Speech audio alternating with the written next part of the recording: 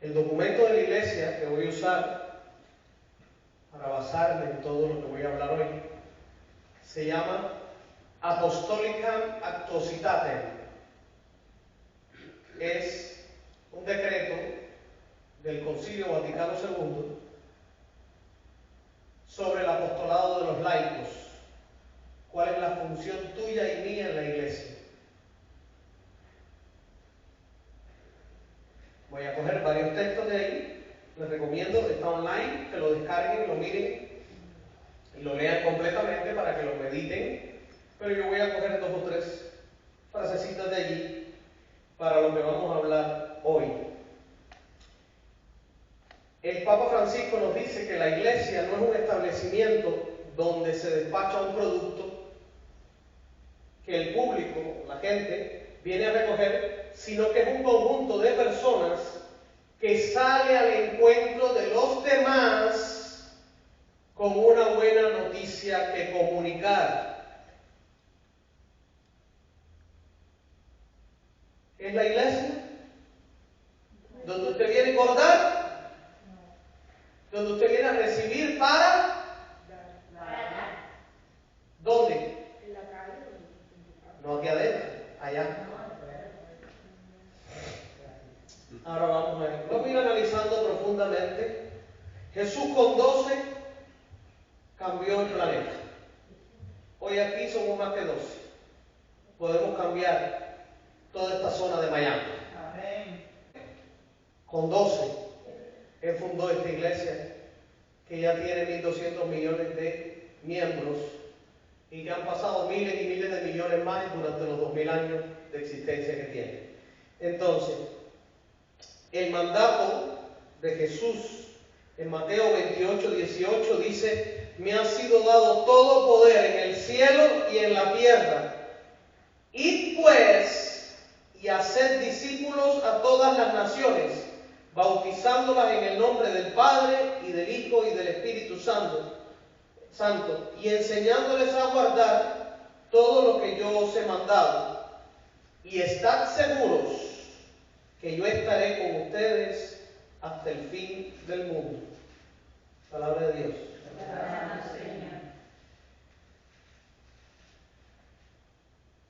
¿Cuál fue el mandato de Jesús?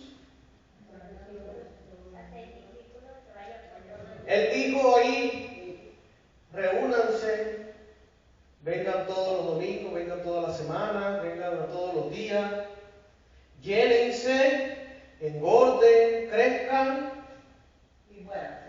y ya. No, ¿verdad? Él dijo: vayan a toda la nación, al mundo, a ese que está allá afuera, y evangelízale, predícale para que sea bautizado, reciba la salvación. Y crean, la mayor manifestación del amor al prójimo es ayudarlo a descubrir la salvación en Jesús.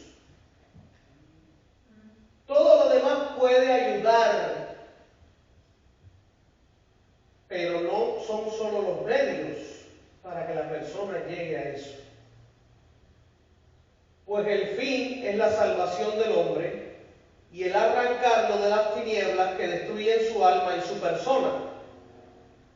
En resumidas, es arrancar un alma del infierno.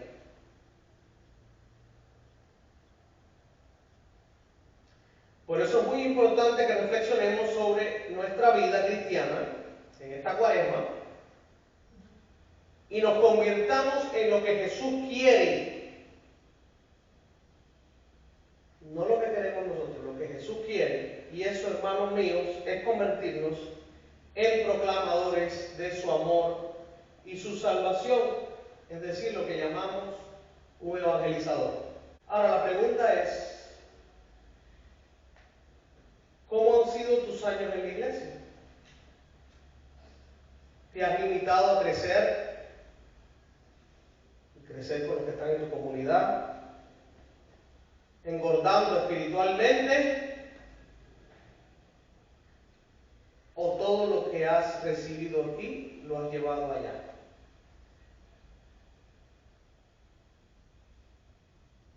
Dices como el salmista, el celo por tu casa me consume.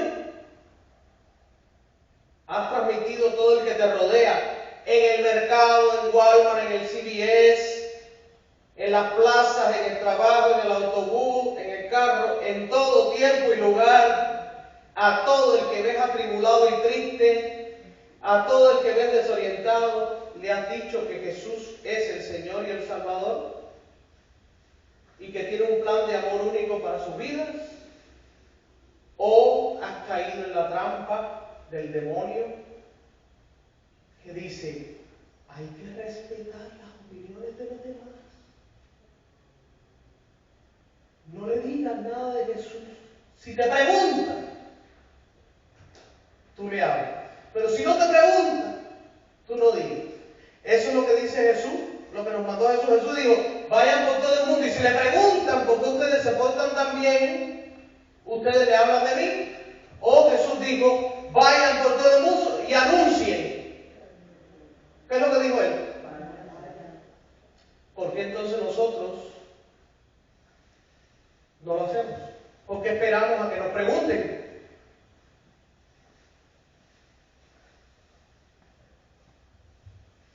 Créanme que en la vida todo tiene consecuencias. Para bien o para mal, todo tiene consecuencias. Todo acto, palabra, gesto tiene consecuencias. Y a veces, por no decir el 99% de las veces, los problemas que estamos teniendo en nuestras vidas o en nuestras familias son la consecuencia de nuestros previos actos.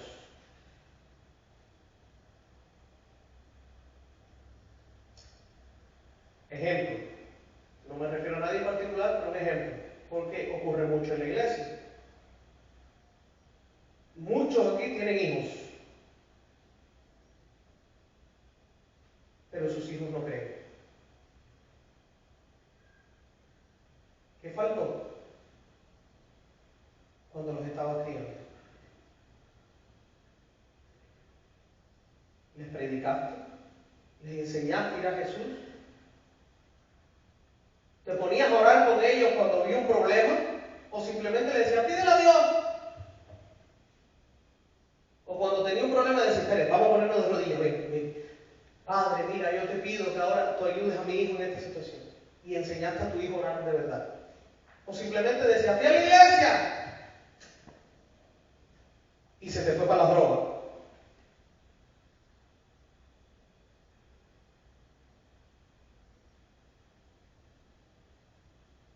Gracias a Dios, Él envió su Espíritu Santo con su poder para restaurar y restablecer todo lo que hemos hecho mal nosotros.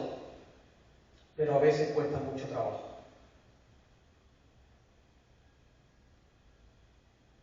No hemos a veces dado la comprensión, el cariño, el amor. No hemos evangelizado a los hijos, a la familia. No, yo no hablo. Hace poco hablaba con una persona que tiene su esposo, es de otra iglesia. Me decía, no, yo no hablo de ese tema porque sé que vamos a discutir.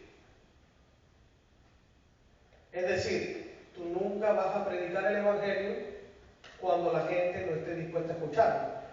Y en un mundo como el actual, que la gente no está dispuesta a escucharlo, quiere decir que entonces tú nunca vas a evangelizar, porque nunca quieres entrar en conflicto con nadie. Y dice Jesús, referente a ese punto, yo he venido a traer división, yo vine a traer guerra. No es porque Jesús sea un belicoso, ni sea un pesado, ni un insoportable, no. Está diciendo el mensaje que yo voy a transmitir y que ustedes han de transmitir, no siempre va a ser aceptado con los brazos abiertos.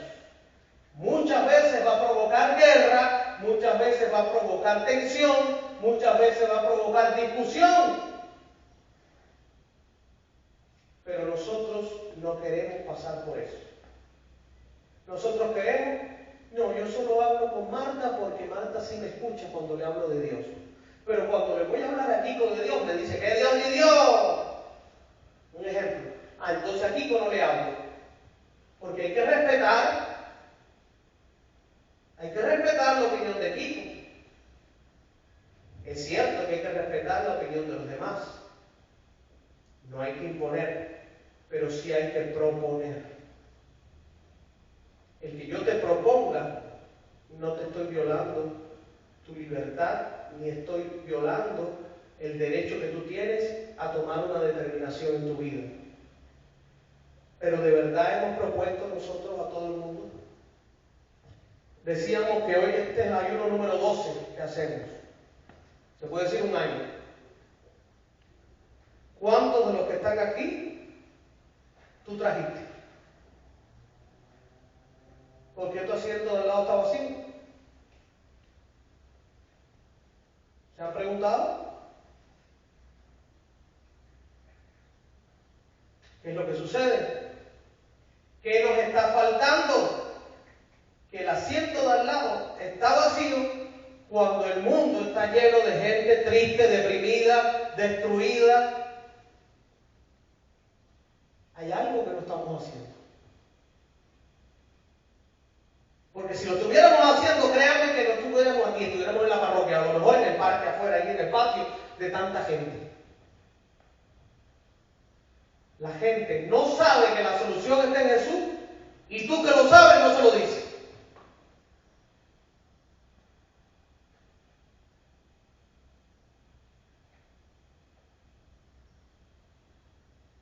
Yo a veces, un ejemplo, para invitar a la gente al grupo de oración, para invitarlo a la iglesia, para invitarlo al ayuno, a veces me vuelvo hasta pesado, de tanto que insisto y que digo, óyeme, óyeme, óyeme, óyeme. ¿Estás dispuesto tú a hacer lo mismo? Llegar a la pesadez para que un día alguien diga, déjame acabar de ir a ver qué cosa es eso. Y Dios pueda tocar su corazón. O simplemente lo dice un día y bueno, si no quiere venir, pues no venga. Pobrecita, pobrecito. Ellos tienen tantas cosas. Ya él quedó con su amiga, con su amigo. Y no nos damos cuenta que más importante que el amigo, que la amiga, que los planes, es recibir la bendición de Dios en tu vida. Amén. Y por eso es mucho que no estamos aquí. Y hay gente que recibe bendiciones, se llena de esa bendición, ¡fu! Y se desaparecen de nuevo hasta que vuelvan a necesitar la bendición.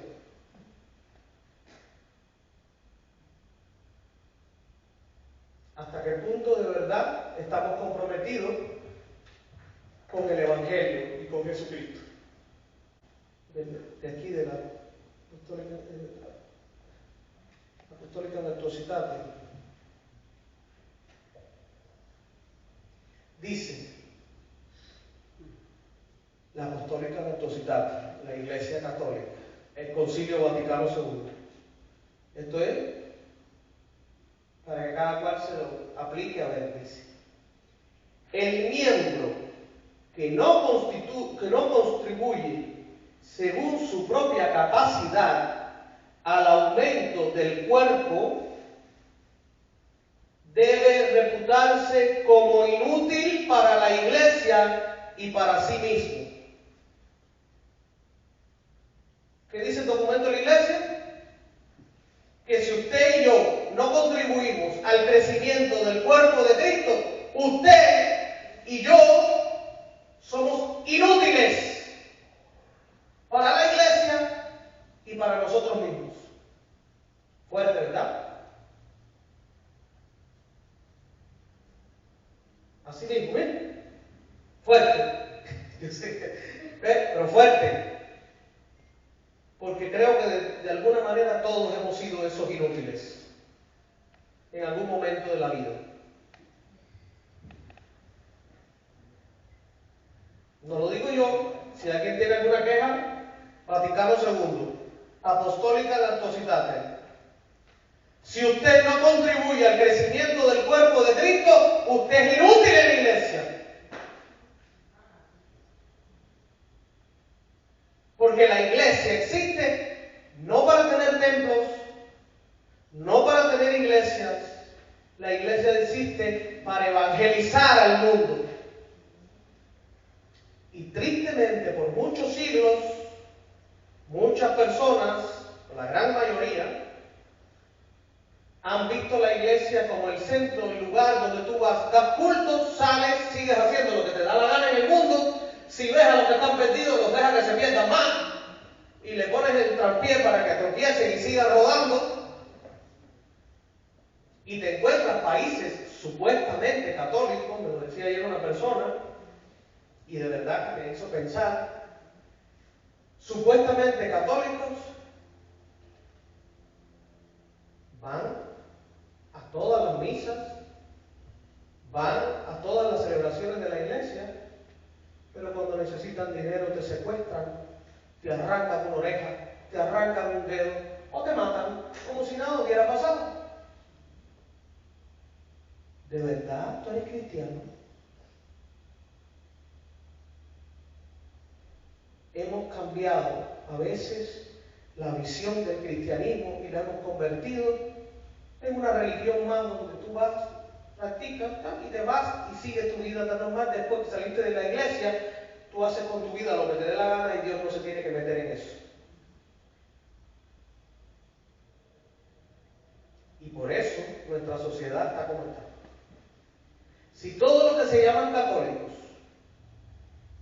estuvieran haciendo lo que Dios les pide, créanme que este mundo no estuviera tan mal. Pero nos llamamos católicos, venimos a la iglesia, cantamos, tocamos, bailamos, predicamos, bla, bla, bla, bla. Sin embargo, no evangelizamos. Y decía el padre Emiliano Tardif una frase muy conocida y muy reconocida, decía: el que no evangeliza no se mantiene evangelizado.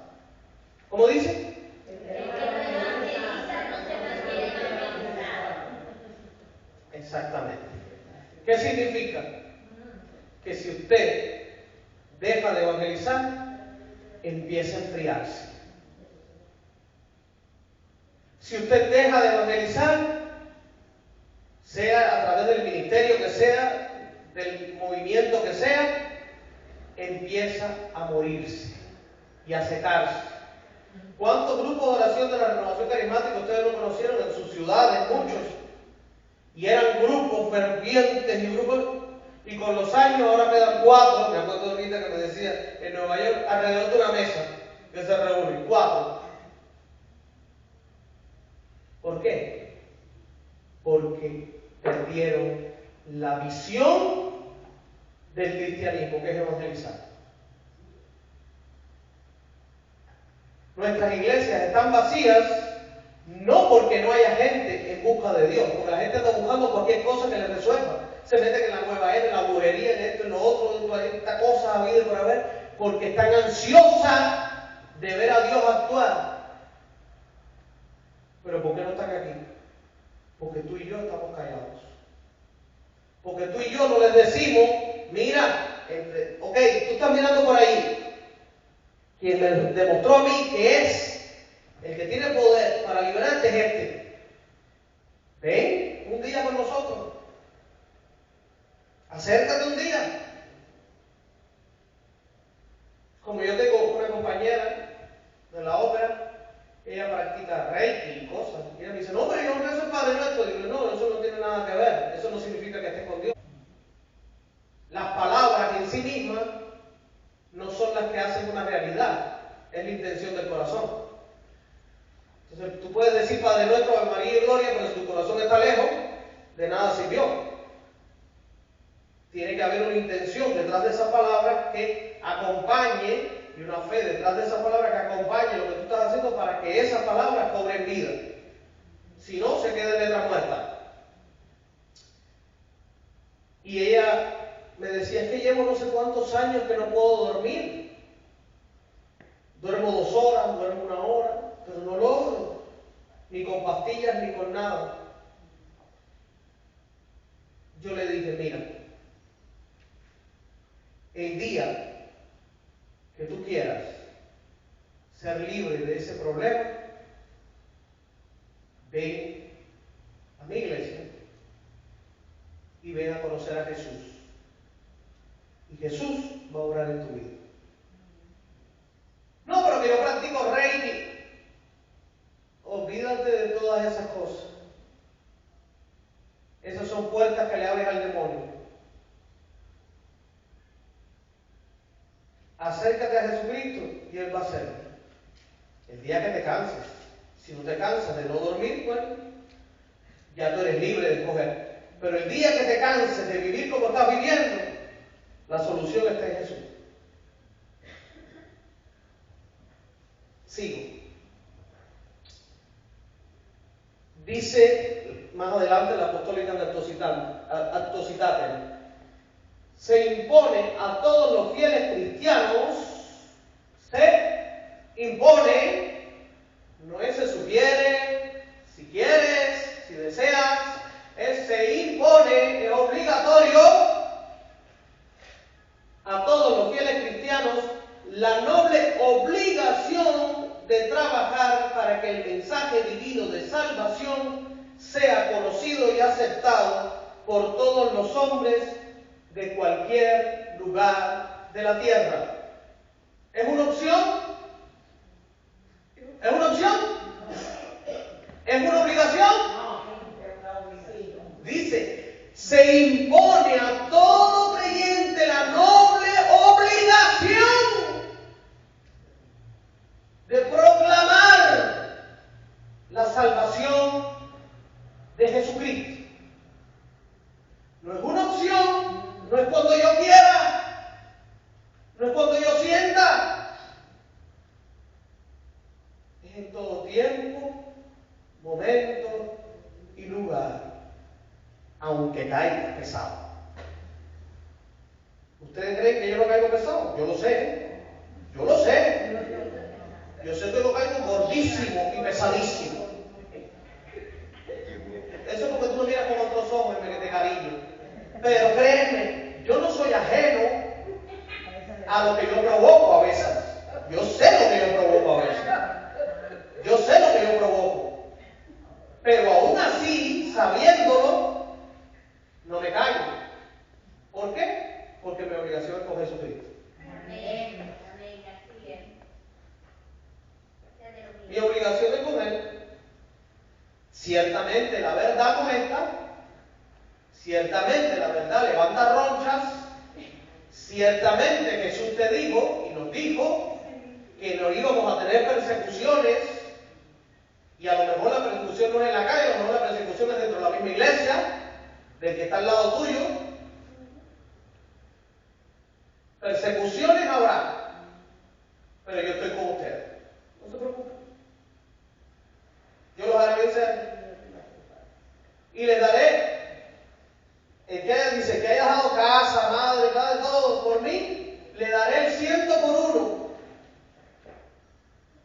aunque con persecuciones. Así que la persecución, la incomprensión, siempre va a existir, dentro y fuera de la iglesia.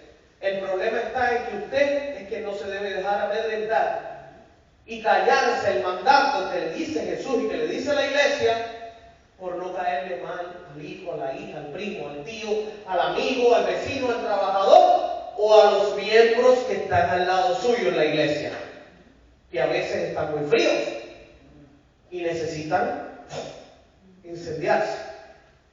Claro, y cuando usted le empieza a soltar, eso molesta, porque yo he sido católico más tiempo que tú, llevo 60 años en la iglesia. Como tú me vas a venir a decir a mí lo que yo debo hacer. El orgullo, el demonio, anda bien. Como león rugiente, a ver a quién devorar, y se cuela por todos lados. Decía el Papa Pablo VI, de alguna manera insospechada, el humo, el aroma del infierno se ha colado en la iglesia. No es de ahora, desde el principio. De 12 apóstoles y a uno ustedes saben.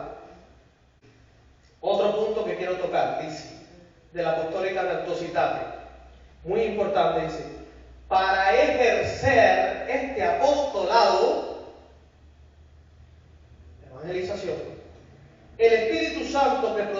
santificación del pueblo de Dios por el misterio y por los sacramentos, concede también dones peculiares a los fieles. Y cita 1 Corintios 12. Conocen los dones y carismas. Dice, distribuyéndolos a cada uno según quiere, para que cada uno, según la gracia recibida, poniéndola al servicio de los otros, sean también ellos administradores de la multiforme gracia de Dios, para edificación de todo el cuerpo en el amor, en la caridad. Dice la Apostólica Nunc Citate, documento del Concilio Vaticano II, que usted y yo tenemos dones y carismas para la edificación de la iglesia. ¿Cuántos hemos descubierto el carisma que Dios nos ha dado y cuánto lo estamos poniendo al servicio para la edificación de la iglesia? No me respondo nada. Pregúntese usted, ¿qué carisma Dios me ha dado? ¿Y lo estoy poniendo al servicio de la iglesia para el crecimiento? De la recepción de estos carismas, continúa, incluso de los más sencillos, que puede ser el cantar en la misa, que puede ser el limpiar, el organizar, que puede ser el decirle buenos días al que entra por la puerta o darle una acogida. Dice, de la recepción de estos carismas, aunque también hay que hablar no solo de esos carismas de servicio, hay que hablar también de don de sanación, de don de liberación, de don de profecía, de don de palabra de conocimiento, de don de palabra de sabiduría, que son los que menciona aquí en 1 Corintios 12, y que está hablando la Apostólica Nunc Citate. Dice, de estos carismas, de esa recepción, procede a cada uno de los creyentes el derecho y la obligación de ejercitarlos para bien de los hombres y edificación de la iglesia, ya en la iglesia misma, ya en el mundo, en la libertad del Espíritu Santo que sopla donde quiere. Y al mismo tiempo, en unión con los hermanos en Cristo, sobre todo con sus pastores, a quienes pertenece el juzgar su genuina naturaleza y su debida aplicación, no por cierto para que apaguen el espíritu, sino con el fin de que todo lo prueben y retengan lo que es bueno. Dice la Apostólica Nunc Citate que es un derecho y una obligación el usar los dones y carismas. Pero todavía hay personas por ahí que no quieren. Hay personas que se niegan a abrirse a los dones y los carismas.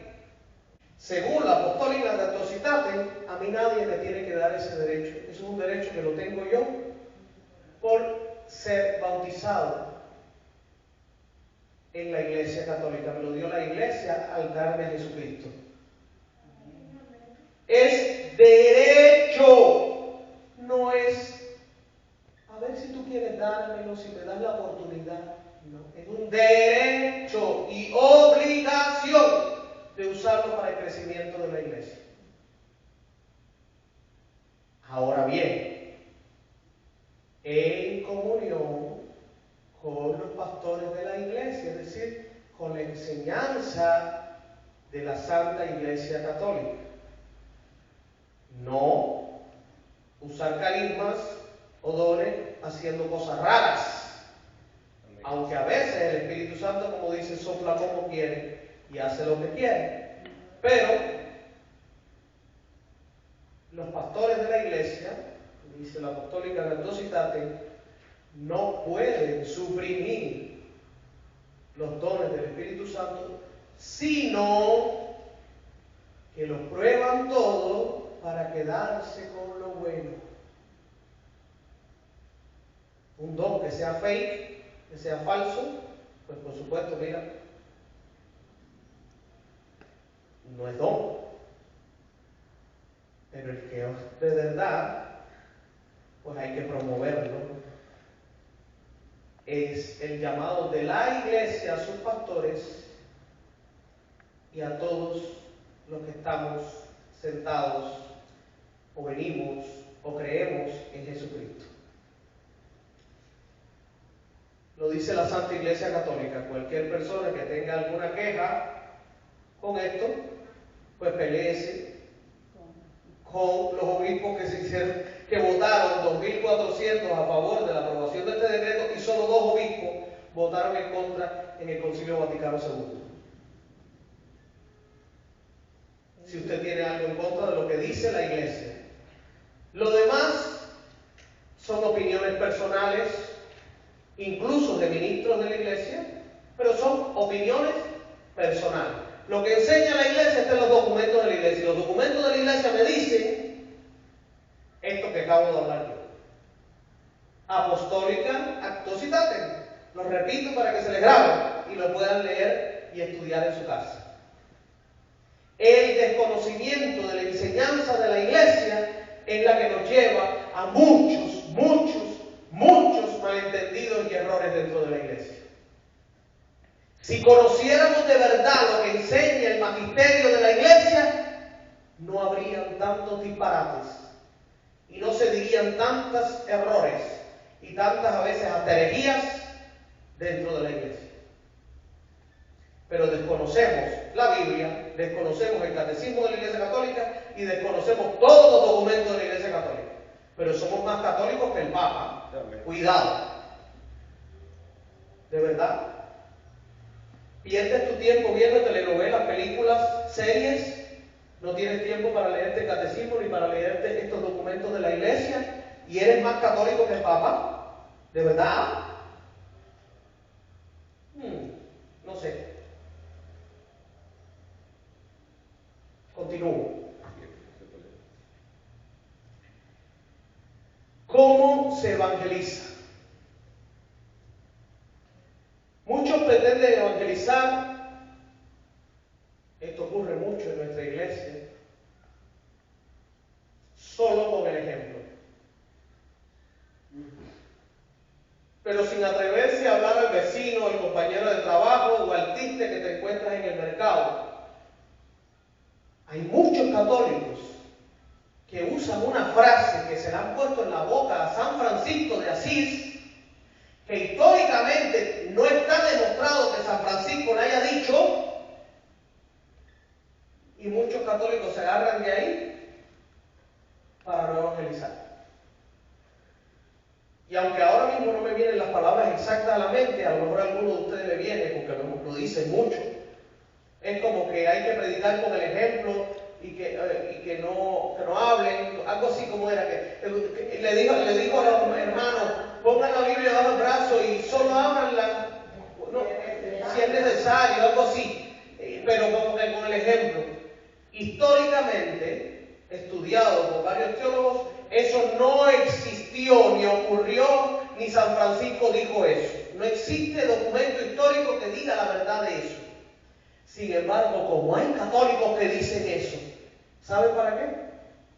Para no predicar y no evangelizar. Fíjense a qué punto hemos llegado, o el demonio se ha colado a veces en nosotros y en nuestras instituciones, que somos capaces de negar el mandato de Jesús de ve y evangeliza, y ponemos en boca de un santo que nunca lo dijo. Predica con el ejemplo, no con las palabras. Es cierto que el ejemplo arrastra, dice, verba volam exempla traum, decía cuando estaba en el seminario, que las palabras vuelan, pero el ejemplo arrastra. Es verdad que tú tiene que haber una cohesión o conexión entre lo que dices y lo que haces. Pero el simplemente hacer no te libera del hablar. Sí, para evangelizar y predicar, tuviéramos que esperar a ser santos, es decir, que tuviéramos un testimonio perfecto, nunca ningún apóstol hubiera predicado. Si los apóstoles los primeros estaban bajándose por el puesto este y el otro por el puesto de aquel, y cuando tú vives en tu reino tú me vas a dar este puesto, no, eso no depende de mí, le dijo Jesús. Y Pedro por allá negando a Jesús, y el otro lo traicionó y lo mandó a crucificar. Bueno, lo crucificar no, se lo entregó a los otros, y eran santos los apóstoles. No eran santos, eran personas con intenciones, con situaciones, se fueron santificando en la medida que se dejaron transformar por el Espíritu Santo, pero no eran santos al principio. Y aún así, sin ser santos, iban bajo el mandato de Jesús, predicaban, sanaban enfermos, sacaban demonios y hacían todo eso. ¿De dónde se nos ha metido en la mentalidad católica de que para que Dios lo use usted tiene que ser santo? Eso no lo dice la Biblia, eso no lo dice la historia. ¿Por qué nos inventamos doctrinas de donde no existen? Hay personas en la iglesia que piensan que solo los santos o solo a través de una persona santa Dios puede hacer milagros. No es verdad, porque si no, Judas, ¿qué cosa era? Y Judas también sacó demonios y oró por los enfermos y se sanaron. Y de hecho, el texto entonces que Jesús dijo del juicio final, en que se le acercaron y le dijo: Señor, en tu nombre sacamos demonios, expulsamos esto, curamos enfermos, hicimos milagros. Si eso solo lo hacen los santos, ¿cómo Jesús le iba a decir: pues apártense de mí que no los conozco? Si solo esas acciones siguen a una persona santa, no tiene sentido ese texto bíblico. Ese texto bíblico solo tiene sentido cuando usted entiende que no porque Dios se manifiesta a través de usted, no porque Dios actúe a través de usted, no porque usted haya predicado mucho, no porque usted haya evangelizado mucho, no porque usted haya hecho, usted tiene la salvación. La salvación es un regalo de Dios, por el amor de Dios, por la misericordia de Dios. No depende de cuán bueno usted haya sido, o cuánto haya hecho, o cuánto haya predicado, o cuántas veces Dios lo usó para hacer milagros. No, depende de la humildad del corazón, de reconocerse pecador, necesitado de la salvación de Jesucristo, y entonces Jesús te regala la salvación. No es porque tú te la ganaste, es porque Él quiso regalártela. Por eso el que se levanta con orgullo: Señor, pero mira, yo en la iglesia era el que limpiaba, y yo ayudaba al Padre, y yo era el que hacía esto y hacía aquello. Apártate de mí, no te conozco. Señor, pero mira, si yo allí organizaba los ayunos con esto, con Kiko, con Marta, con Milagro, con Unita, con la otra y con el otro, y tú allí te manifestabas y sanaste a Jenny, sanaste a la otra, sanaste a una pila de gente. La salvación no consiste en eso. Apártate de mí, agente de iniquidad. Porque tu orgullo es lo que está reinando en tu corazón, y no la humildad del pecador arrepentido, sino el orgullo de que yo hice por ti, yo hice por tu reino, yo hice por tu iglesia, yo y yo. El yoísmo o egolatrismo. No eres tú, es Él. No soy yo, es Él. Entonces no espere más a ser santo para poder empezar a hablar de Jesucristo. Dice en los Hechos de los Apóstoles, en el capítulo 4, en el versículo 20, es que no podemos parar de hablar, de contar lo que hemos visto y oído.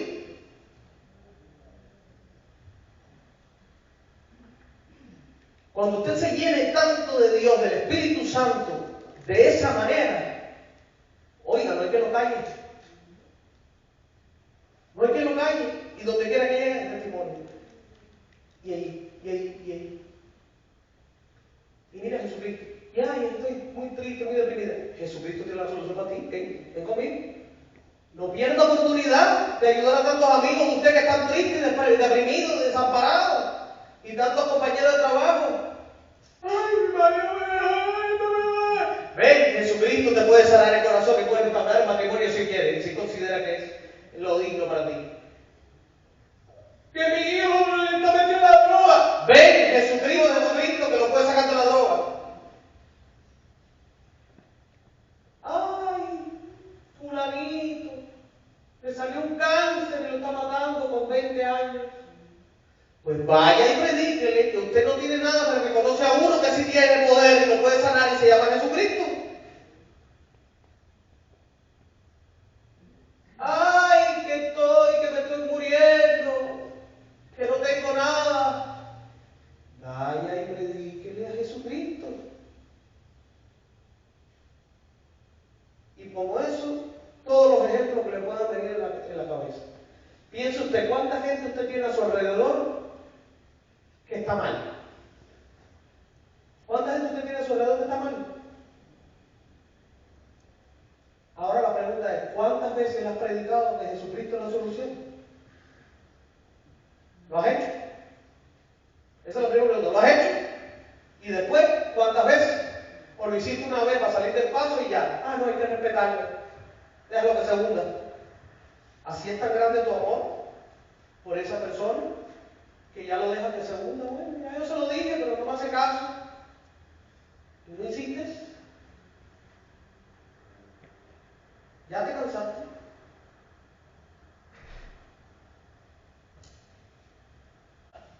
La Apostólica Virtuositate dice: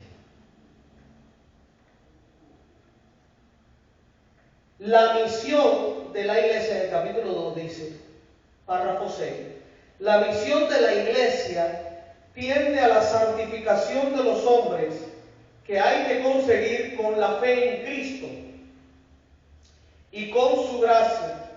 El apostolado, pues, de la iglesia y de todos sus miembros se ordena ante todo al mensaje de Cristo, que hay que revelar al mundo con palabras y con obras, y a comunicar su gracia. Dice la iglesia que se predica a Jesucristo solo con el testimonio de vida. Dice que hay que dar testimonio de vida. Pero ¿hay que dar testimonio de vida, sí o no? Sí. Pero dice que no es suficiente. Hay que dar razón de tu fe. Hay que usar la palabra. Pero va más allá. Ya no es solo predicar y que tus obras vayan acompañadas, sino que dice más aún. Hay que comunicar la gracia de Dios. Fíjense, ya no es solo dar el ejemplo, hasta ahí se queda la mayoría de los católicos. Hay dos cosas más que no estás haciendo. Una, anunciar que Jesucristo es quien te hace vivir así y quien te tiene así y que es la salvación para tu problema. Y dos, es que cuando esa persona se acerque a Jesucristo, tú seas el canal que Dios use para manifestar su gloria y su gracia en la vida de él y los pueda rescatar. Va más allá, es mucho más profundo lo que nos está diciendo la iglesia. Hay que dar testimonio de vida, hay que proclamar que tú vives así porque Jesucristo es tu Salvador y tu Señor y te salvó. Hay que proclamárselo al que esté en esa situación de dificultad o problema, y tienes que ser el canal del poder de Dios, de la gracia para esa persona. ¿Cómo? A través de lo que nos decía en el capítulo anterior, de los dones y carismas. Estamos acostumbrados a que sea una o dos personas en una diócesis o en una parroquia los que tienen dones y carismas, o los que los usan. Ay, estoy enfermo. Ay, vamos para que Unita ore por mí. No, ¿por qué Unita? ¿Por qué no yo? ¿Por qué no tú? ¿Por qué no el otro? Atrévase. ¿Por qué Dios nos sana? Ay,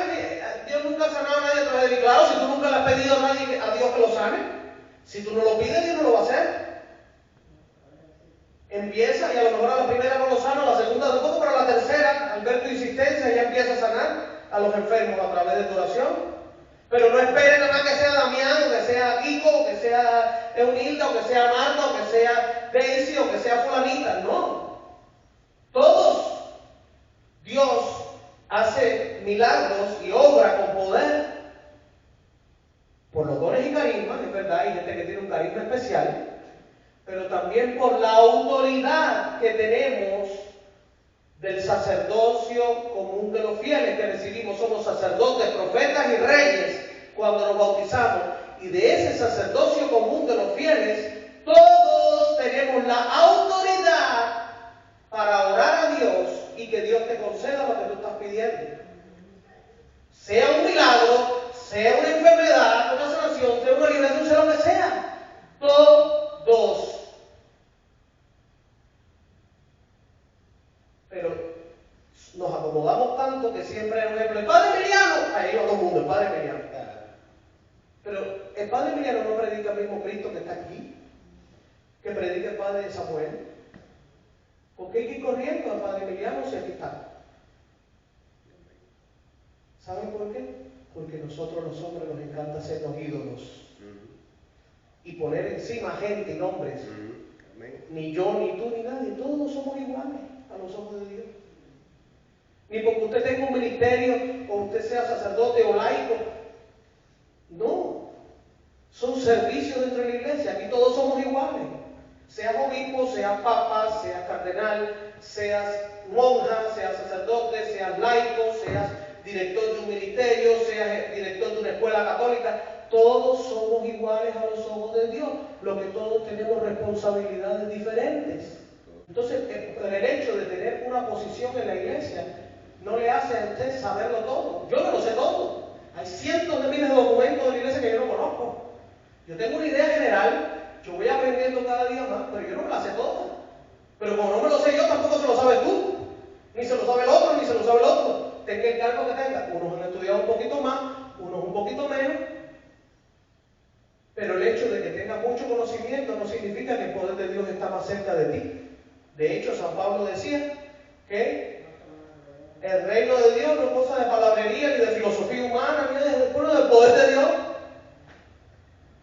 Si Jesús hubiera escogido a los sabios de su época para crear la iglesia, no hubiera escogido a ninguno de los apóstoles porque todos eran burros. Sí, todos eran analfabetos y eran pescadores y eran no sé qué. Ninguno era sabio de su época. Pablo era el más sabio, el que más sabía era Pablo, pero todos los demás, ¿qué eran? Trabajadores de ahí, del campo, del mar, de los... Eso, y el mismo Jesús pudo haber, siendo Dios, pudo haber estudiado. ¿Y qué era? Un carpintero. ¿Qué te está diciendo? Que sí, los estudios son buenos, sí, aprender es bueno, para saber más y no desviarte y entender mejor, pero que eso no te hace ser más ungido o menos ungido delante de Dios. La unción viene por la intimidad, no por el conocimiento. ¿Cuántas en la historia de la iglesia, cuántos santos no ha habido y cuántas personas ustedes no han conocido? Viejitas, ahí en la iglesia, no sé qué, o viejitos en la iglesia, que más santo que ese que mandarlo a buscar, y no sabían nada de teología. Pero eran más santos que toda la iglesia junta.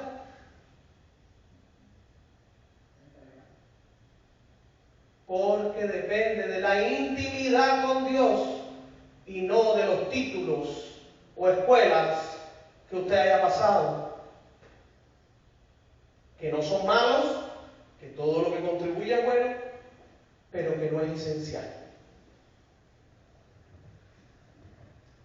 Vuelvo a donde estaba, ya para ir explicando más profundo.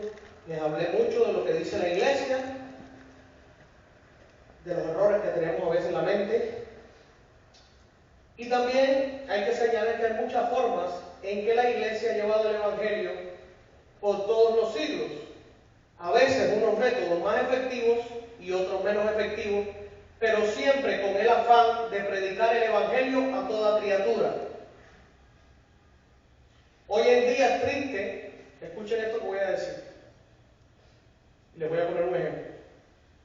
Hoy en día es triste ver que se han promovido métodos en la iglesia, supuestamente de evangelización, que sacan a Dios de la fórmula y se limitan a ser una organización de ayuda material o emocional al hombre actual, sin mencionar a Jesús y su plan salvador. Tenemos que volver a la raíz, al seno de la iglesia y de la palabra de Dios, y desde ahí redescubrir las maneras de proclamar el Evangelio con poder. Gabriela me comentaba que en Canadá, cuando ella estaba, en la parroquia que ella estaba, ella se metió en un ministerio que era de ayuda al pobre, llevarle comida a gente en la calle. Ella empezó hasta que le dijeron, no ha firmado los documentos que hay que firmar para pertenecer a este movimiento, a esta asociación. Y el párroco de la iglesia, el párroco, le dijo, mira, ven y firma estos documentos.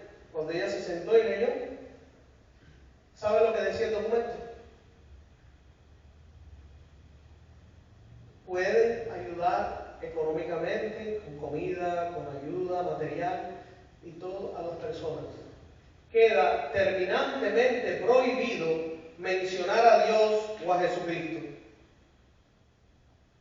Si no está dispuesto, no firme este documento, como diciendo, no pertenezca a esta asociación.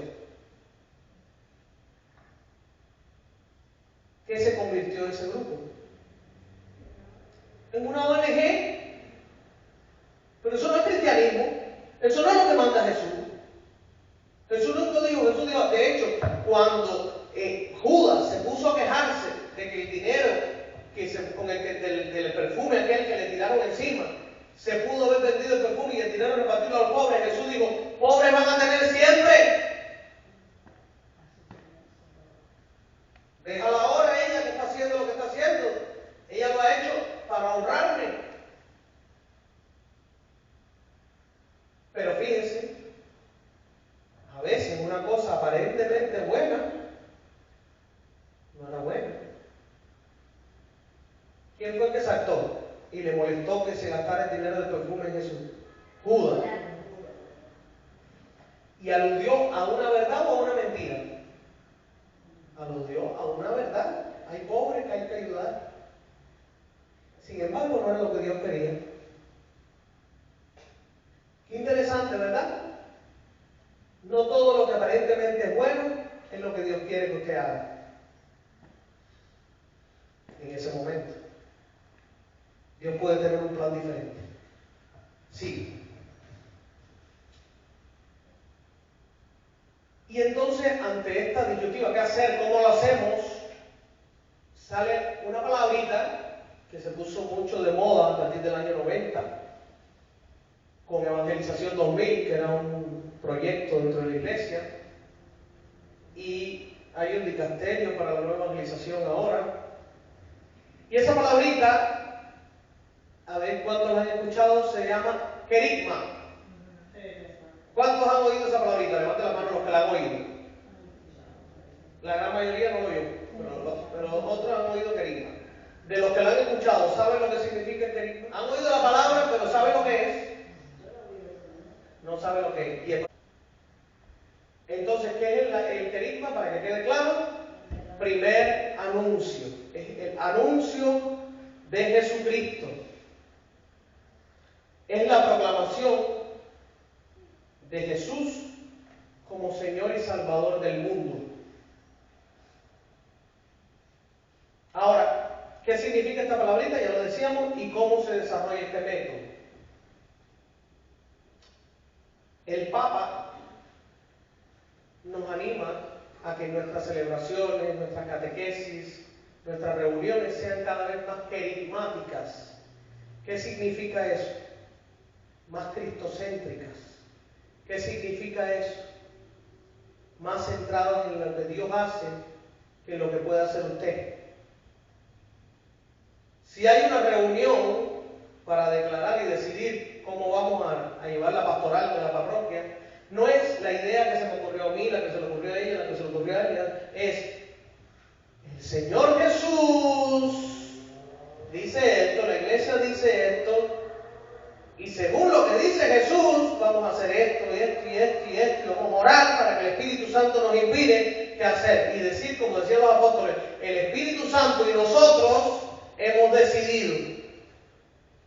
No es nosotros hemos decidido, es el Espíritu Santo y nosotros hemos decidido. Entonces,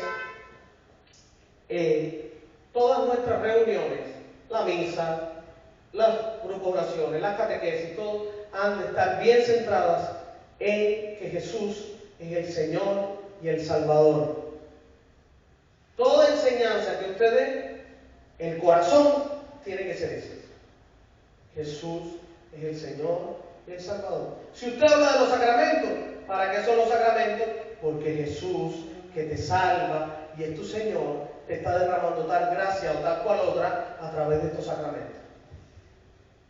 Si estás hablando, no sé, de lo que sea, en la catequesis, Jesús organizó la iglesia de esta manera. Jesús, y el centro es Jesús, Jesús y siempre Jesús.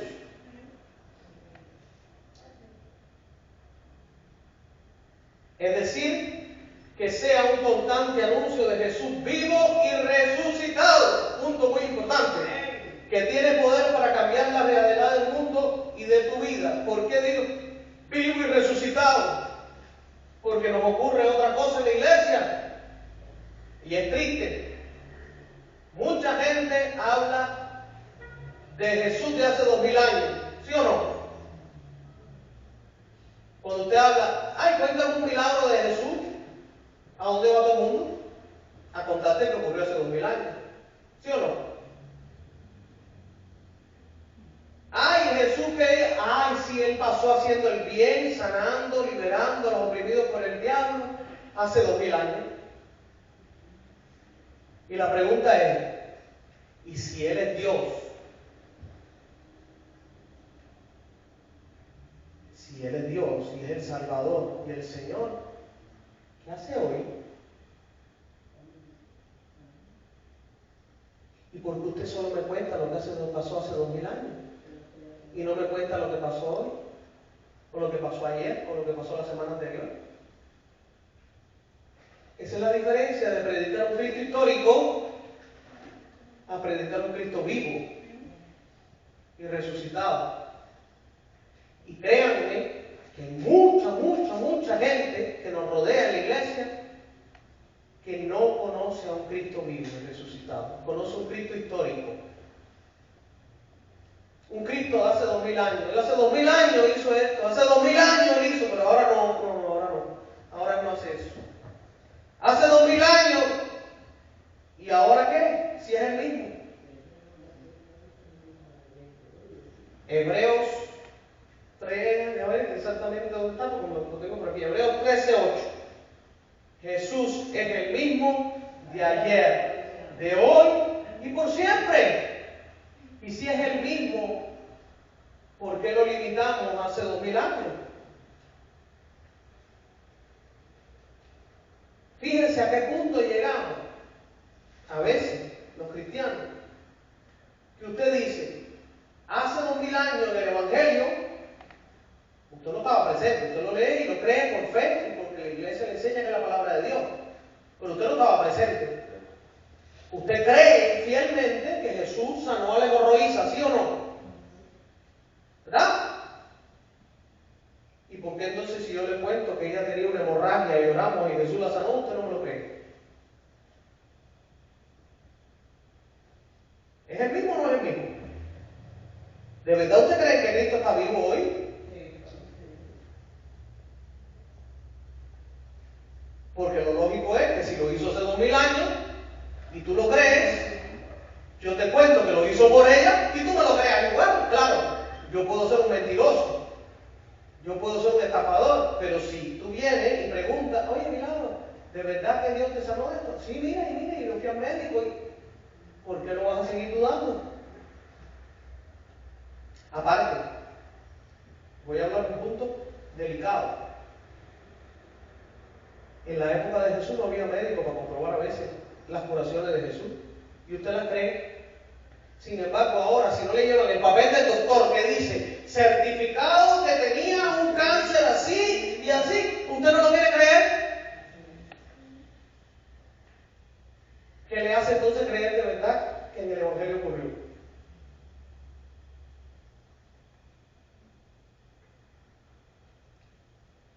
Si no eres capaz de creerlo ahora, ¿qué te hace pensar que hace 2000 años sí ocurrió? Estoy yendo hasta la raíz de lo profundo de la fe. ¿Dónde está basada tu fe? ¿En qué? ¿En lo que dice el médico? ¿O en lo que enseña la iglesia y Jesucristo? Yo lo creo porque Jesús lo dijo, pero no solo porque lo dijo y lo hizo, y la iglesia me lo dice, sino porque yo hoy aquí en la actualidad he comprobado que ese mismo Jesús hace lo mismo. Entonces no tengo por qué dudar que lo que dice el Evangelio sea verdad o mentira, porque yo lo he visto. Y si lo he visto, ahora, si yo no lo he visto, ¿qué te hace creer que aquello entonces fue real?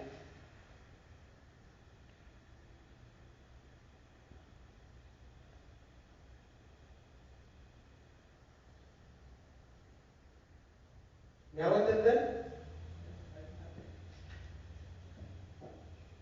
Predicamos muchas veces a un Cristo histórico y no a un Cristo vivo, y tenemos que empezar a reavivar la mente dentro de nuestra iglesia, de nuestros cristianos católicos, de que Jesús está vivo. No es un cuento de hadas, no es un librito que le llaman Biblia y que la iglesia dice que es palabra de Dios. No, es eso y mucho más que eso.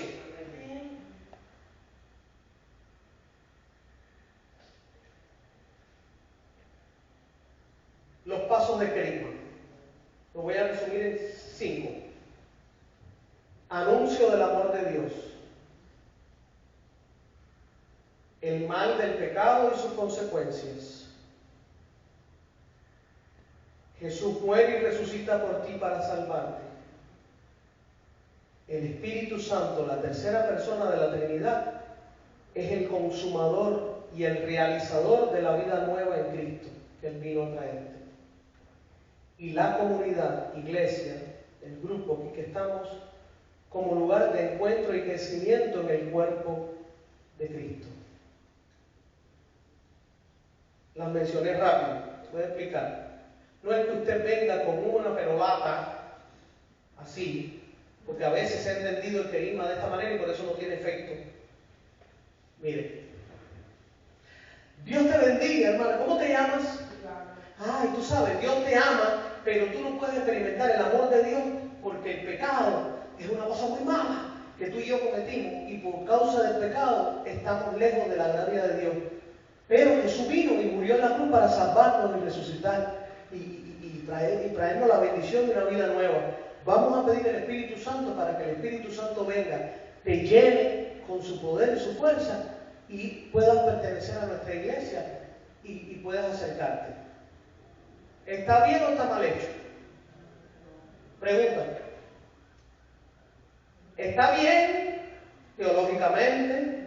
¿Está bien explicado? ¿Está bien el mensajito para no tener otra cosa? ¿Pero qué le falta? Vida, testimonio, encarnarse en la realidad de esa persona y en la mía. Yo di como un pequeño discurso aprendido de memoria, como un robot, he repetido los pasos del querigma, que están bien, que no he dicho que están mal, que están bien, pero que se quedó solo en palabras. ¿Tú te crees que ese que está en la calle, tu hija, tu hijo que no viene a la iglesia, tu nieto, tu primo, quien sea, porque yo vaya y le diga esa frase tan linda que acabo de decir a Milagro, me va a creer y va a empezar a venir a la iglesia? ¿Tú lo crees? Estuvieran aquí. Con todo lo que tú le has dicho, estuvieran aquí. ¿Por qué no tocan el corazón? Porque están desencarnados. Miren ahora la diferencia. Les voy a poner varios testimonios. Primero déjenme decir esto que voy a decir. Dice, de alguna manera, estos elementos que hemos dicho han de estar presentes en un anuncio de Jesús, pero no han de convertirse en un esquema rígido y estricto a seguir, o un ritual,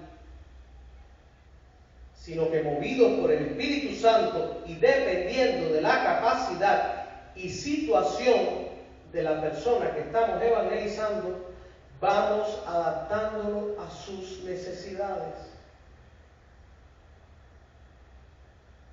Y ahí voy entonces a poner los ejemplos que voy a poner.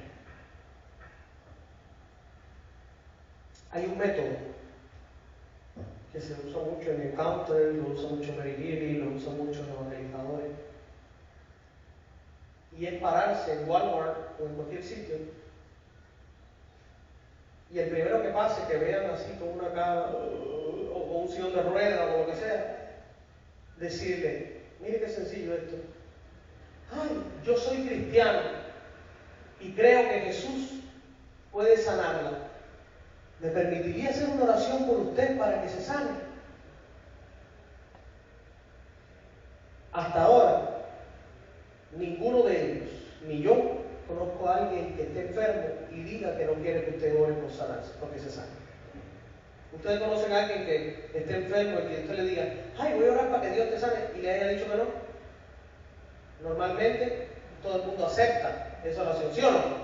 Normalmente. Tiene que ser un satánico o alguien muy rebelde contra la iglesia, contra Jesucristo, para que le diga, ¿me entiendes? Un endemoniado o algo así. Pero normalmente, toda persona necesitada, si usted le dice, mira, esta coja, ¿me permites hacer una oracioncita? Porque mira, en la iglesia mía yo vi una coja el otro día y el Señor la sanó. Vamos a orar a ver si quiere sanarte a ti, te puede sanar. ¿Tú crees que ella va a decir que no? Pues ese método es mucho más encarnado que sentarme y empezar a decirle a ella toda esa retaíla, Dios es amor, el pecado, la salvación está en Cristo, ven el Espíritu Santo y la comunidad. Es más efectivo esta segunda que esta. ¿Por qué? Porque si yo oro por ella y en ese momento ella queda sana, sin yo tener casi ni que decirlo, ella va a experimentar el amor de Dios. Ella sola va a decir, ¿y qué debo hacer ahora? Arrepiéntete y conviértete y cree en el Evangelio. ¿Y cómo se hace eso? Acepta a Jesucristo en tu vida como Señor y Salvador. Y el Espíritu Santo va a venir sobre ti y te va a dar la vida nueva que Cristo te viene a dar. Dios tiene un plan para ti. Y ven con nosotros a aprender y a crecer. Todo eso va a fluir tan fácil después que ella recibió la bendición. Así yo llego primero, le doy toda la prédica y al final le digo, ay, veo que tienes esta coja, ¿quieres que ore por ti? Entonces, Jesús dice, hay que ser mansos como palomas, pero astutos como serpientes. Y la astucia nos tiene que llevar a ver el problema de la persona y que nuestra solución en Jesucristo venga por el camino que la persona necesita y no por un esquema aprendido de memoria. En ese sentido, creo que deberíamos mejorar muchos retiros que hacemos o seminarios de vida del Espíritu que se quedan en la teoría y no bajan a la realidad de la persona y por eso no producen efecto. No van acompañados del testimonio. Si hablábamos ahorita de que tanto el testimonio tiene que ir acompañado de la palabra por sí sola, sin un testimonio, está coja, porque no te la van a creer. Entonces, decía mismo el Pablo VI, decía, el mundo está cansado de maestros. El mundo quiere testigos. Y testigos es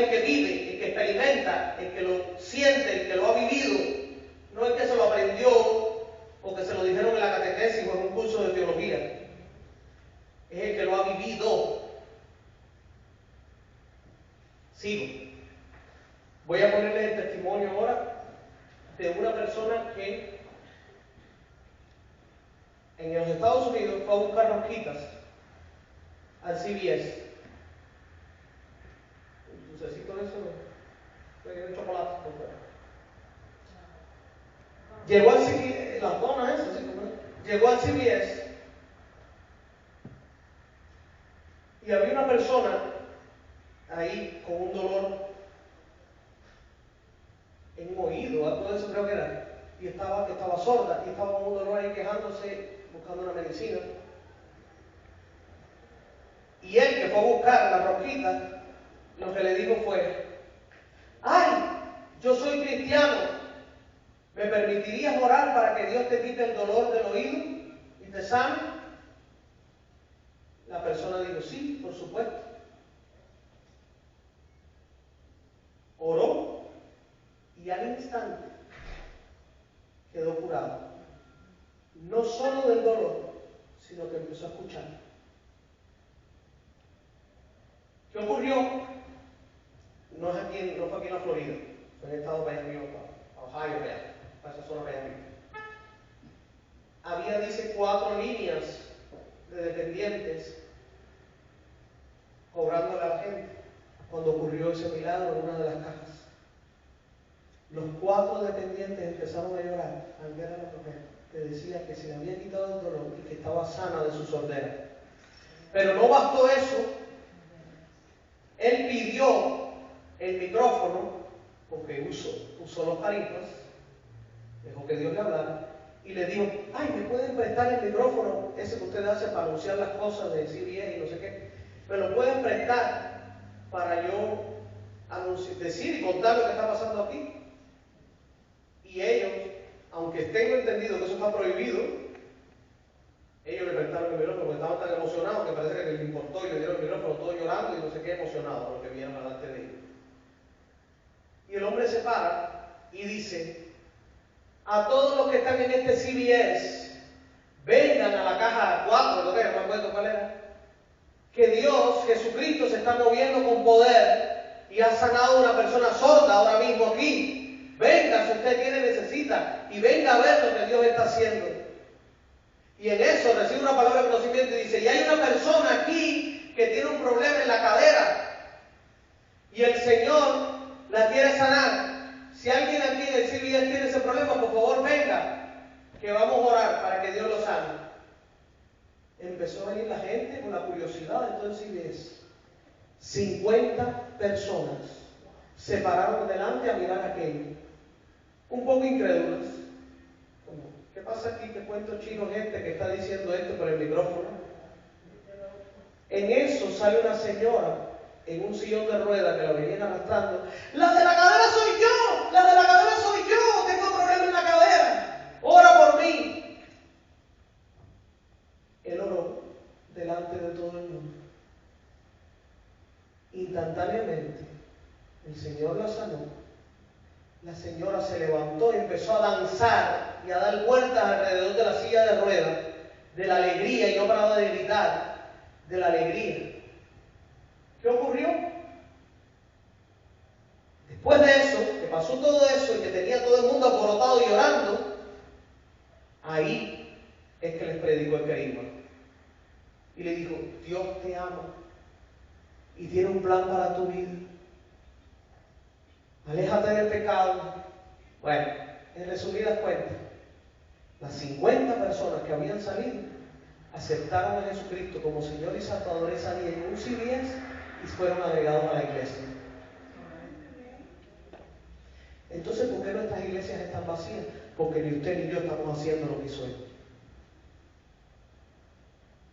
Tenemos mucho miedo.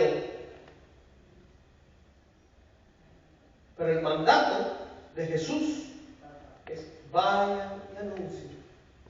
Miren, si hay personas con buena fe, pero con muchos errores doctrinales, que salen casa por casa todos los domingos tocándole la puerta a usted, los testigos de Jehová, los mormones, y tienen éxito, aún con sus errores doctrinales, imagínese usted cuánto éxito tendríamos nosotros. Pero no lo hacemos. misa llena, pues no nos preocupa que hay 10 veces más gente en la calle, enferma, triste, desolada, a punto del suicidio o de la muerte, porque tenemos el templo lleno, la misa a 11:30. Si traigo a toda esa gente, es más trabajo para el padre, entonces va a tener que hacer otra misa extra. Nos conformamos con lo que tenemos y no hemos perdido la visión de que nuestra misión no es llenar una iglesia, nuestra misión es salvar al que está perdido. No nosotros, Jesucristo, pero anunciándole a Jesucristo, arrancamos esa alma de las tinieblas. Cuando nosotros cristianos católicos entendamos la verdadera misión y dejemos de ser inútiles, como nos llamó el documento, porque dice, para los que llegaron después, el documento dice, si alguien no lo oyó, para la iglesia, el que no contribuye al crecimiento de la iglesia es inútil para la iglesia y para sí mismo. Es fuerte. ¿Vamos a dejar hoy de ser inútiles nosotros? ¿O vamos a seguir siendo los mismos mediocres inútiles que hemos sido hasta ahora? Nos comprometemos a que el próximo martes o el próximo ayuno esto esté lleno de gente necesitada, triste y deprimida, o simplemente cuando llegue el próximo sábado iré, si puedo, y si no puedo no vengo. ¿Te comprometes de verdad a ser pastor de esas almas que están perdidas y que cuando tú vengas al próximo ayuno, al evento, a la noche alabanza, lo que sea, que hay noche alabanza viene la semana que viene, tú te sientes en una punta y todos los que están alrededor tuyo sean la gente que tú trajiste y evangelizaste? ¿Estás dispuesto de verdad a ir con el poder de Dios a convertir los corazones? ¿O simplemente vas a decir, bueno, llega el sábado, hay que ir para la iglesia, me voy a bañar, que hay que ir para la iglesia, que es la noche alabanza? Y vas a llegar a la iglesia tú solo o sola, te vas a sentar en un banco, principalmente los últimos de atrás, porque los católicos tenemos en la mente, parece muy metido eso de Jesús, siéntate en el último asiento, para que después cuando te inviten adelante te quedes bien, y no te sientes adelante, no vaya a ser que te tiren para atrás. Eso los católicos lo tenemos tan claro que todos se sientan en lo último. Siéntese adelante, venga para acá, acérquese, no tenga miedo, no mordemos. La pregunta es, ¿te vas a comprometer a evangelizar así, con esa autoridad y ese poder, en el nombre de Jesús? Créeme, y nosotros lo hemos vivido. Si usted ha visto milagros en la iglesia, fuera de la iglesia, se ven 10 veces más. Porque los milagros y los signos y prodigios, Dios no los dio para dentro de la iglesia, los dio para la evangelización. Si usted dice que usted ha visto milagros, si usted se dedica a empezar a predicar y a orar y a atreverse a orar para que Dios haga los milagros, usted va a ver 10 veces más. Nosotros fuimos testigos, una noche fuimos, éramos 4 gatos de la calle y todo el otro ministerio, acá es la tía de Fátima. Y ahí mismo Dios sanó a la tía de 5 hernias discales que lleva un año completamente sana, y sanó a un niño que estaba ingresado en el hospital grave. Al momento, al día siguiente, ahí está la foto, y el niño Jacob, el vecino del hijo de Ana, automáticamente sanado al momento. Y a veces venimos a la iglesia y lloramos y no pasa nada. Con fulanito, con menganito. Vaya allí y llévelo aquí. Y Dios va a hacer el milagro allá. Y los va a traer para acá. Dice Jesús, yo quiero que sean pecadores de qué? De hombre. ¿Usted es pecador de hombre o usted es pecador de tilapia congelada en el mercado? ¿Cuántos? No me respondan, piénsenlo como meditación. ¿Cuánta gente tú has traído a Jesucristo? Piénsalo, sé sincero contigo mismo y digo, fulanito, pero ya no viene a la iglesia. Ya no lo cuento porque ya no viene y tampoco te preocupaste por regresar. A ver, ¿cuántos hoy siguen a Jesucristo gracias a tu predicación? Piénsalo. muchos nos vamos a llevar una gran sorpresa, y una triste sorpresa, cuando nos demos cuenta que no hemos logrado llevar a nadie a Jesucristo. Y esa debería ser, dice que Pedro un día, lleno del Espíritu Santo, dio una predicación y convirtió a 3.000. 3.000 no tiene esta parroquia. 3.000 no tiene esta parroquia de miembros. Y Pedro un día convirtió a 3.000. Nosotros tenemos 40, 50, 60 años la parroquia fundada y no llegamos a 3.000. ¿Qué nos falta? Espíritu Santo y fuego. ¿Qué nos falta? Empezar a predicar. Último testimonio. En una arquidiócesis del norte de los Estados Unidos, el obispo iba a cerrar una parroquia porque no tenía miembros. 14 personas se reunían para las misas y 14 personas. Se levantó una laico y le dijo al obispo, muy comprometida por la evangelización, y le dijo: Monseñor, por favor, denos un año denos. Si en un año nosotros no logramos levantar esta parroquia, la cerramos y usted la vende. Pero denos un año, confíe en nosotros un año, a ver qué pasa.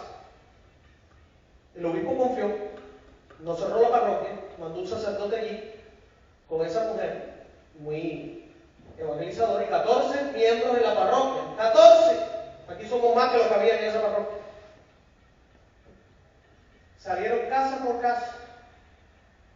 El sacerdote iba y le decía a la gente: ¿tú estás casado por la iglesia? Ah, no. Ay, mira, ¿por qué no te acercas? Yo te voy a dar una clase. Ven, mira, yo te voy a preparar. Ay, ¿tú estás bautizado? No. Pero ven para acá, yo te voy a bautizar. Y así.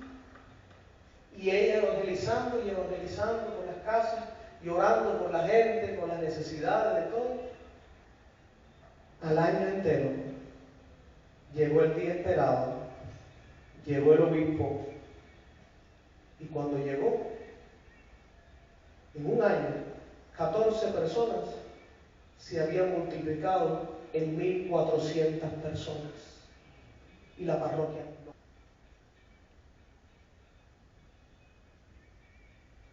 ¿Pero por qué? Porque hubo cristianos como tú y como yo, determinados a evangelizar y salir a las calles. Amén. No significa que usted tiene que ir cuenta por cuenta con los testigos de Jehová. No hace falta. Si usted en el mercado se encuentra con la viejita que está así y la otra que está así, y tú le ves la cara aquella de tristeza, usted debería ir por la calle orando: Señor, dame una palabra. ¿Cuál es tu corazón para esta persona? Y así como hacemos ministerio profético, usted debería ir profetizándole a la gente por la calle. Y tú ves a esta y Dios te dice: esta está triste. Ay, mira, yo soy cristiano y sentí en mi corazón que usted tiene una tristeza grande. ¿Me permite orar por usted? Y ahí empieza la conversación. Ahí oraste y ahí Dios empezó a actuar, y tú entonces le predicaste: y mira, para que no sigas así, puedes superar, ven con nosotros. Mira, el martes te invito al grupo de oración. Pero eso fue en el mercado. Pero llegaste al hospital y estás esperando que el doctor te atienda, que se mete 3 horas para atenderte, y al que está al lado: ay, ¿por qué tú estás aquí en el hospital? ¿Qué te pasa? Pues mira, yo conozco una. Claro, si es verdad, no es mentira, no. Yo conozco una que el Señor la sanó de eso. ¿Quieres que ore por ti para que Dios lo haga? Yo también estoy aquí esperando que Dios me dé mi milagro, pero a lo mejor te lo hace a ti. Vamos a orar. O está uno en la parada así esperando el autobús que nos va a pasar en Miami Garden en la 183, así. Señor, dime qué palabra le puedo dar de consuelo. Y acércate sin miedo. Acércate sin miedo. Yo conozco uno, joven, evangelizador aquí en los Estados Unidos, que una vez sintió en una gasolinera a las 12 de la noche, vio un hombre lleno de tatuajes y sintió que el Espíritu Santo le dijo: ven y predícale. Y él: Señor, que se me va a matar, lleno de tatuajes. Él dijo: bueno, Señor, en tus manos encomiendo mi espíritu. Allá fue, le puso a hablarle al hombre. Y cuando el hombre nada más que le dijo, Dios te ama, y me envió, aquel hombre tan grande, tan fuerte, lleno de tatuajes, cayó de rodillas en el piso llorando. Y ahí mismo aceptó a Jesucristo como Señor y Salvador. No tuvo que hacer mucho, nada más que le dijo, mira, yo estoy aquí porque Dios te ama y me envió. Yo sentí que el Espíritu Santo, ¡pua! Aquel hombre de rodillas en el piso llorando, un hombre lleno de tatuajes fuertísimo que parecía de la peor mafia habida y por haber. Pero él se atrevió y le hizo caso al Espíritu Santo cuando le habló. Si usted no se atreve, no, que va, ese hombre me va a matar, me va a hacer no sé qué, me va a hacer no sé cuánto, esa alma nunca hubiera conocido a Cristo. Así que, más que de los pecados que hemos cometido, empecemos a pensar en todos los pecados de omisión de toda la gente que hemos dejado que se pierda y que algún día vamos a tener que darle cuenta a Dios porque toda esa gente está en el infierno y nosotros estamos buscando redención en el cielo. Porque nosotros muchas veces dejamos que toda esa gente se fuera para el otro lado, dejándolo perderse por no abrir la boca y con miedo.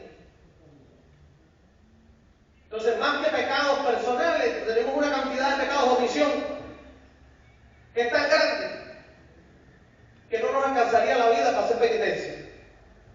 De tanta gente que hemos dejado ver, la hemos visto triste, destruida, y hemos pasado de lado y hemos seguido. Indiferentes.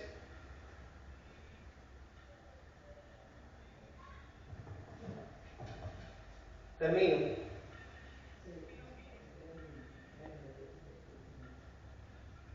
Comprométete hoy en esta cuaresma a no ser solo uno más en la multitud que seguía a Jesús, sino a ser un proclamador activo de su palabra, contando los testimonios de lo que Jesús ha hecho en ti y lo que ha hecho a tu alrededor. No solo lo que hizo hace 2000 años, sino lo que hace hoy. Como decía en Hebreos 13:8, porque Jesús es el mismo ayer, hoy y siempre. Recuerda también orar después de evangelizar para que la palabra caiga en terreno fértil y produzca mucho fruto. Muy importante también saber que la obra es de Dios y no es nuestra. No queremos convencer con palabrerías ni discusiones a la gente, pues el reino de Dios no es cosa de palabrería, sino de poder de Dios. Dejemos actuar a Dios con su poder, en vez de querer dar excelentes discursos y charlas, inspiradas en nuestros conocimientos y títulos, suplantando la manifestación del poder de Dios. Hay que comenzar a dar espacio para que Dios se manifieste con su amor y su poder, más que hablar y hablar y hablar. Hay que dejarlo actuar.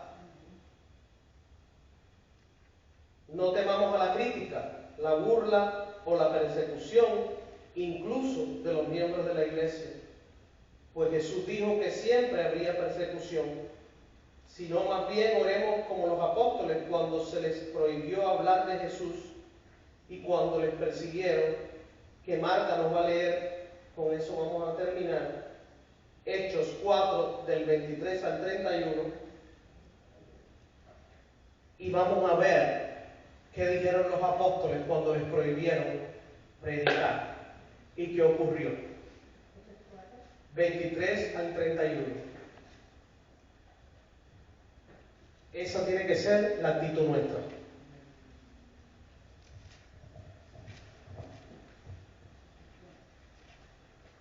Pedro y Juan, ya puestos en libertad, fueron a reunirse con sus compañeros y les contaron todo lo que los jefes de los sacerdotes y los ancianos les habían dicho.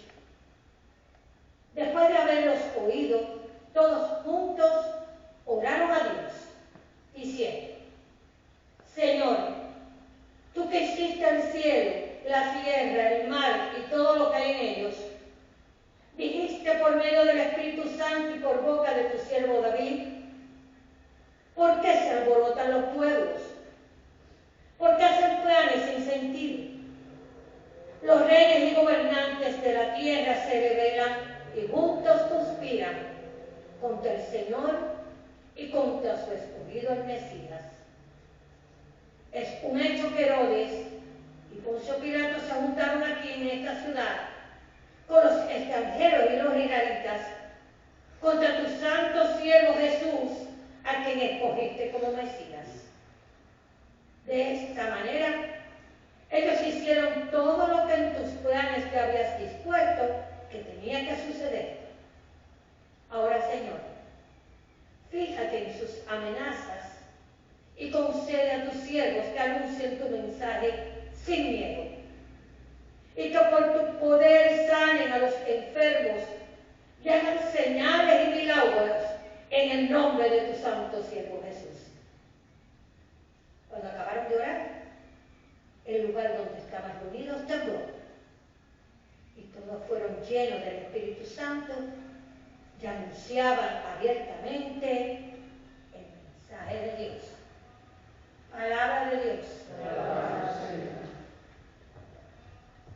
¿Qué dice? Ante la persecución, ante la negación, ante la oposición, ¿qué hicieron los apóstoles? Señor, manda tu Espíritu y que se realicen signos y prodigios en el nombre de tu santo siervo Jesucristo. Y salían a predicar. Dios confirmaba con signos y prodigios y la gente se convertía. Y en 3 siglos cambiaron el imperio romano. Mi pregunta es, ¿estás dispuesto a cambiar Miami Gardens o Miami Lakes? ¿O vas a seguir siendo un católico calientabanco? Vamos a orar.